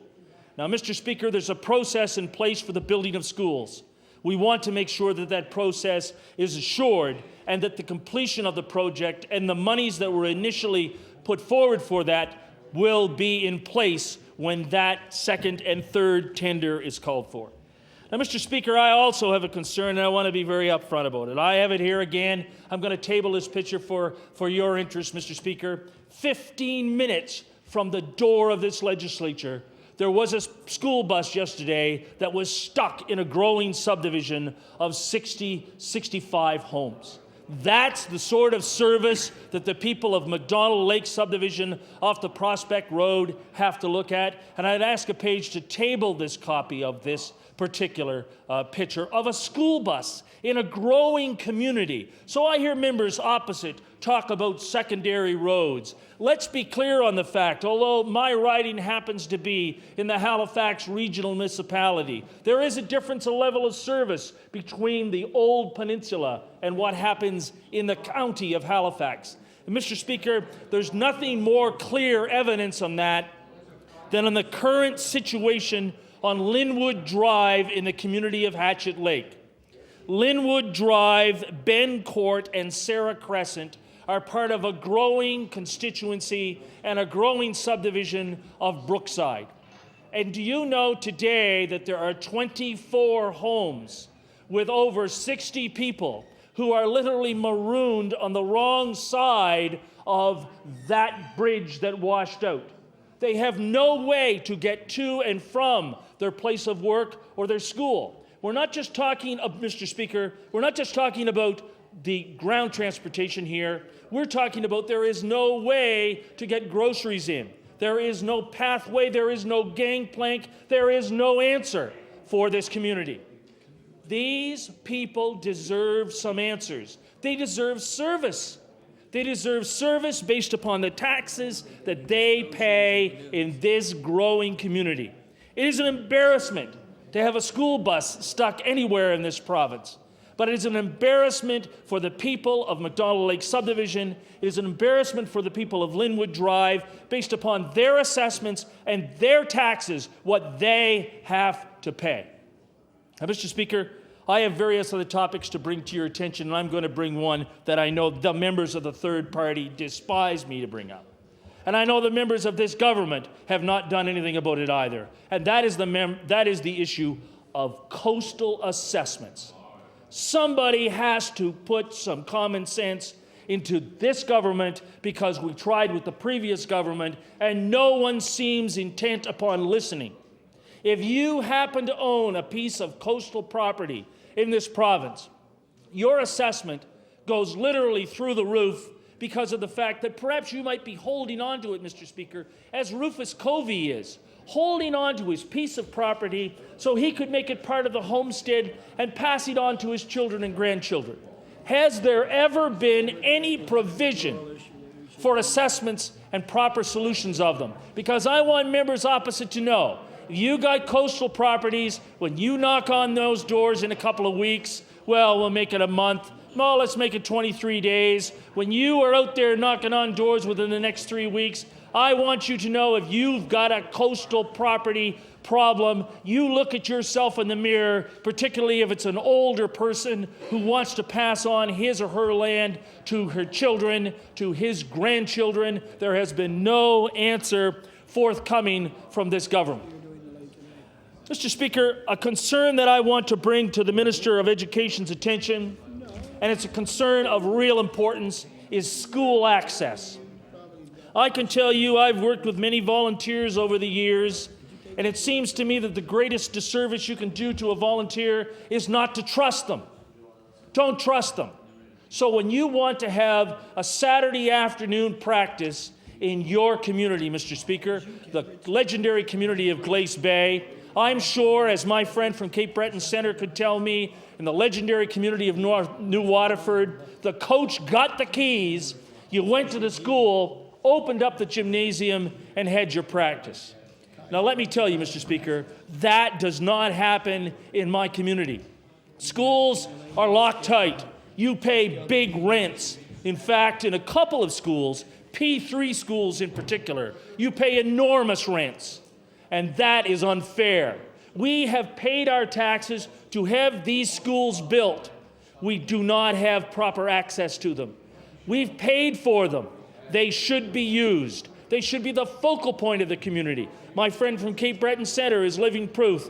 The wonderful experience of the Coal Bowl, the use of the facility. Heaven forbid if we in our system try to use a wing of the school as, and I can use the experience because I was there, Mr. Speaker, as a barracks, because that's where the kids actually sleep in the school and the beds are moved in. Now, if we tried to do that in the Halifax Regional School Board, I can imagine the paperwork in triplicate that I would have to fill out as a coach or as a principal. That problem of school access is not going to go away. It is going to be a major concern. I want to table these letters, Mr. Speaker. I'm going to refer to them in a moment, and the page can just wait for a moment. I have received these over the last number of weeks and months about snow removal. Now, they come from various people in my community. I want you to know that it is absolutely an embarrassment when you have someone such as Carolyn Oakley who says, hats off to those in our subdivision who have trucks and four-wheelers with plows. They are the ones who kept our streets clean and safe, and I didn't pay any taxes to them. I want you to know, Mr. Speaker, I can bring up some other examples. In particular, I want to bring up the example of Sarah Coles, and the page can take those now and make good reading for the Minister of Transportation. I want to bring up the example of various people in my community. Susan Coles is who I'm referring to at this stage, Mr. Speaker. Susan Coles has some frustrations. It's based upon the fact of the taxes she pays and the services she receives. You know, you can't live in her subdivision unless you have a four-wheel vehicle that can get you in and out. And it's always very interesting when you begin to realize that these people who live in these expanding subdivisions, for one reason or another, have chosen to live in this area. Then they have to make sure that they either have a snowplow on the front of their vehicle or they have some other way of getting out to the end of the road where they can come in to their place of employment, which is predictably usually in the city of Halifax. I can mention other examples. I can mention them by name because I have permission. Jim McMullen, the airline pilot from Halliburton Hills. He comes home, he flies in, he can get from the airport to the entrance to Halliburton Hills. and he can't go any further because of the fact that the roads have not been plowed and the service has not been maintained. And I want to be clear about something, Mr. Speaker, because as you probably are aware, I have a number of past students who were employed by the Department of Transportation, and I hear from them regularly. But I want to be very clear. The men and women that operate the Department of Transportation and Public Works out of the Beachville base are not at fault. Their services are stretched to the maximum. Mile after mile, or I guess I should say in 2003, kilometer after kilometer of new roads come into a growing constituency. But heaven forbid, Mr. Speaker, if we have more equipment. Heaven forbid if we have more men. Why is the bridge not replaced as we go across Linwood? The answer, as was given to me today, Bill, we just don't have the crew. We've got to bring the crew from Truro. We've got to bring the Bailey Bridge equipment in here. We don't have the men who can even stay up with the work that we have to do now. Now, this is an emergency. We hear the good member from Dartmouth, the minister responsible for EMO, said there's an emergency in place. Well, you explain to me the answer I am to give to somebody based on where they live. They can't get to and from their home. They can't get to and from their home because we do not have the people, we do not have enough people on the ground, or in this case, in the water, to replace a bridge that comes to an important part of my community. That, as we would say in the school business, that is not performance. Now, Mr. Speaker, I have a couple of other examples to bring to your attention. People that I hear from on a regular basis. And I'd like to compliment them at this time. I heard from Robert Butler. Robert Butler, the graduate, Robert Butler, who is out looking for a job, and he can't use his van because the insurance company will not insure him because he improved his van. He put tiger stripes on it, and the insurance company said, no way. But Robert Butler came to his MLA. We brought the issue forward. My leader talked to Robert Butler, and the insurance company had to admit that they have made a mistake. We've heard from students from one university to another who live at home for reasons of good economy, and they travel back and forth to community college and to universities. They and their insurance problems remain my concern, I want you to know. Mr. Speaker, however, and I know my time's wrapping up here quickly before the hour of interruption, I want to talk to you about a very important senior in my community. Her name is Frances Eisner, and I know Frances is a regular watcher of this particular, shall we call it, entertainment. Frances Eisner has to make some tough decisions. And let me tell you, it brings a lump in my throat to talk about Frances. You know, she has to apply for $50 for fuel. That piddly grant is what she went through for that paperwork. But she dutifully did it. She has to make decisions now between her meds and whether she is going to continue to heat her home in the middle of the winter. She has to make tough decisions just in terms of her basic grocery list in what she has had to put up with as a senior in this province. She has rising insurance. She has rising oil and gas prices. She is caught in a tough spot. Yet I'm supposed to listen to members opposite and say, there is no problem with taking care of the seniors in this province. There is no problem with insurance. We've got it covered. We've got it taken care of. Well, I heard that one time before when this government was elected, and I remember the Premier saying, you just go out and have a barbecue. You just make sure you go out there and enjoy the summer. We've taken care of everything. Order, please. Would the honourable member like to move adjournment debate? I would love to move adjournment of debate, and I look forward to speaking further. Agreed? The honourable government House Leader on tomorrow's hours in business. Yes, Mr. Speaker. Before we adjourn, I'd like to bring to the attention of the House that we will have a decision on Friday's hours, but tomorrow, before the House opens, we'll make that announcement. We'll be sitting from 11:30 until 1:30, but because of the numbers in the House at the present time, perhaps some people will not get that message. Mr. Speaker, tomorrow being Opposition Day, I'd yield the floor to the Leader of the official opposition to tell us of the business for tomorrow. The Honourable Member for Sackville-Cobequid. Thank you very much, Mr. Speaker. And before I do that, I'd like to raise a matter that I'd discussed with the Government House Leader and the Leader of the House Leader for the Liberal Party, and a request for unanimous consent, Mr. Speaker. On Thursday, of course, the budget is being introduced, and the tradition is that the finance critic for the official opposition starts off with the response to the budget address on Thursday and then concludes it on Friday. Unfortunately, Mr. Speaker, our finance critic cannot be present on Friday, and so the request and what I'm asking for unanimous consent for is for another member to pick up. The finance critic would start on Thursday, and another member would conclude using the rest of that amount of time on Friday. And, Mr. Speaker, I'm requesting first, before the business, unanimous consent. Agreed? Agreed. Very well. Thank you. So that's agreed. And the business for tomorrow, there'll be two items, resolution number 289 and bill number 2. The motion is that the House adjourn till 2 to 6 tomorrow. Is it agreed? Agreed. All those in favour say aye. Contrary-minded nay. Motion is carried. The House is adjourned till 2 p.m. tomorrow. We've now reached the moment of interruption. The subject for this evening's late debate was submitted by the Honourable Member for Dartmouth North. The Honourable Member for Halifax-Shabukto. Mr. Speaker, thank you. This is the first